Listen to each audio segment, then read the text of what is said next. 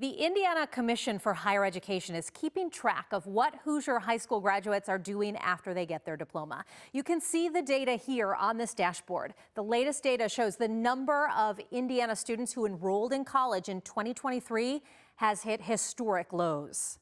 So, hello, everyone. At their meeting last month, I would officially like to call this month's meeting of the Indiana Commission for Higher Education to order. The Indiana Commission for Higher Education talked about the state's latest data.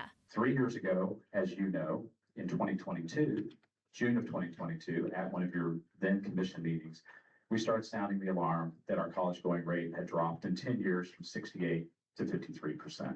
The college going rate is the percentage of high schoolers going straight to college after graduation.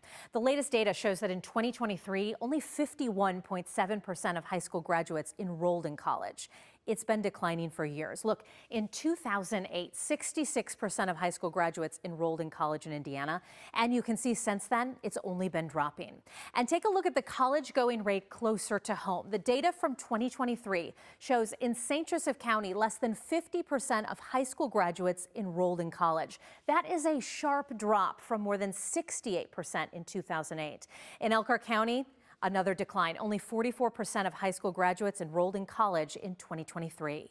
And that is improving our college going rate, completion rates, and graduate retention so that we might improve post-secondary attainment in the state. That's Commissioner Chris Lowry speaking to the board during July's meeting. He says the commission and the state have started taking steps to bend the curve. But a lot of work remains. And it's work that should matter to all of us throughout the state, because while the data shows higher education is linked to better quality of life and higher personal income, it also shows it has an impact on quality of life and wages for whole communities. But bottom line is we need more folks to go to school. Just ask the people trying to bring businesses and higher wages to the area. So you're less likely to be unemployed. You make a lot more money over time. You have a lot more stability in your jobs, the more education that you get. Just last month, the U.S. Census released data on the wealth of households.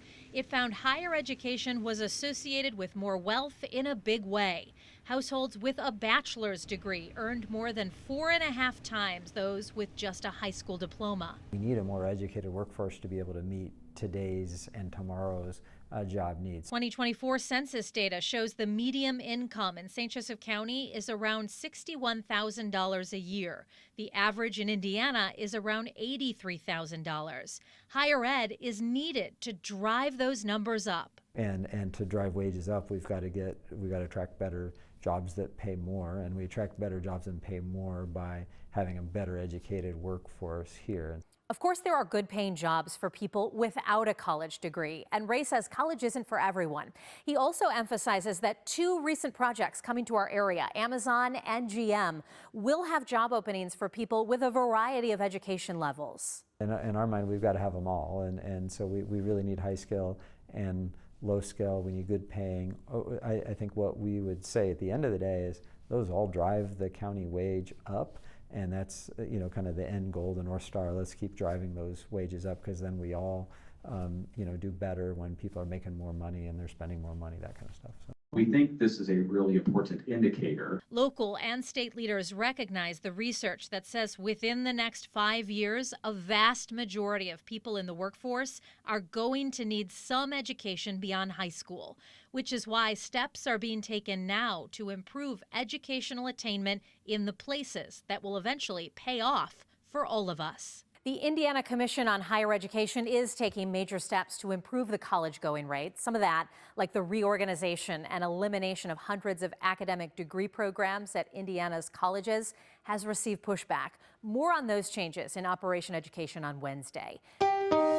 Thanks for watching. Here's another story you may like, and subscribe to the WSBT 22 YouTube channel.